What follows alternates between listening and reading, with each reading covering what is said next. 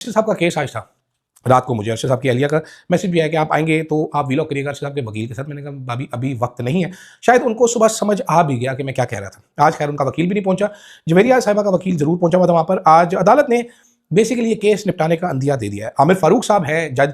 आमिर फारूक साहब की खासियत है कि कोई मुश्किल केस हो जिसका फैसला करना हो और ना करना चाहते हो तो केस को लटका लटका के गैर मौसर कर देते। मेरे पास इनकी एक ECL से नाम निकालने की दरखास्त की थी, आज तक इन्होंने सुनी नहीं। एक दफ़ा सुनने के बाद नोटिस कर देंगे। तो आज भी उन्होंने कहा जी हम इस पर मुनासिब ऑर्डर करेंगे। हकीकत यह है कि तफ्तीश का अमल काफ़ी सुस्त है और हम किसी पर इल्ज़ाम नहीं देना चाहते कि फला का कसूर है। आमिर फारूक साहब ने कहा क्यों नहीं देना चाहते भाई, सुमोटो की बुनियाद पर कमीशन बना और तफ्तीश अभी तक चल रही है। ये अर्शद साहब के जवेरिया साहिबा के वकील ने बोला। उन्होंने कहा केनिया में अभी तक क्या हो चुका है। आमिर फारूक साहब ने पूछा। उन्होंने कहा जी हमने केनिया में केस किया जिसका फैसला हमारे हक में आया। केनिया जैसे थर्ड क्लास मुल्क ने अर्शद साहब के हक में फैसला दिया। उन्होंने कहा ये कत्ल का केस था। हमने केनिया की अदालत से एक्सीडेंट से कत्ल का वकूआ बनाने की इस्तकदाद की थी। केनिया की अदालत ने हमारी इस्तदा मंजूर करके तफ्तीश का हुक्म दिया। अभी तक केनिया की तफ्तीश में भी कोई पेशरफ्त नहीं हुई।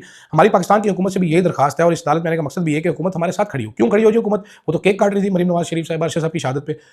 हुकूमत और हमारे अप्रोच करने में फ़र्क है। केनिया की हुकूमत को अप्रोच करें। GIT रिपोर्ट अदालत में पेश की गई थी।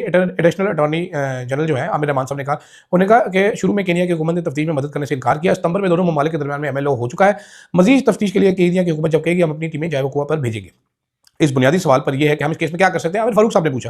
उन्होंने कहा जी मुआहदे के बाद क्या किया जा सकता है। हम इस वक्त केनिया में तफ्तीश कर सकते हैं, जाए वकूआ पे जा सकते हैं। हुकूमत जो समात देगी। दौरान समात इमरान फारूक कत्ल केस का फैसला कि इमरान फारूक का इसका भी कत्ल हुआ। इंग्लैंड में तफ्तीश हुई। पुलिस के साथ पाकिस्तानी पुलिस ने भी मिलकर तफ्तीश सुनवाई। आमिर फारूक ने कहा। उन्होंने कहा जी ये नोयत में फ़र्क है जी। हमने चलान जमा करा दिया, 2 मुल्ज़मान को नामजद कर दिया। दोनों मुल्ज़मान इस टाइम केनिया में। इंटरपोल से उनको वापस लेके आया जाएगा।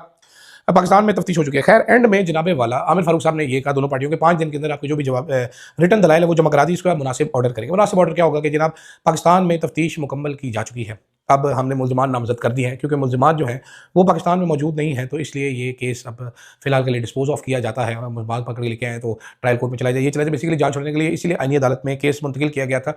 इस केस का आईनी अदालत से ताल्लुक़ ही क्या था और ये इंसाफ का कत्ल है। मुझे पूरा यकीन था कि ऐसा ही कोई फैसला होने में, इसलिए इस हेयरिंग पे भी नहीं गया, पिछली हेयरिंग पे भी मैं नहीं गया।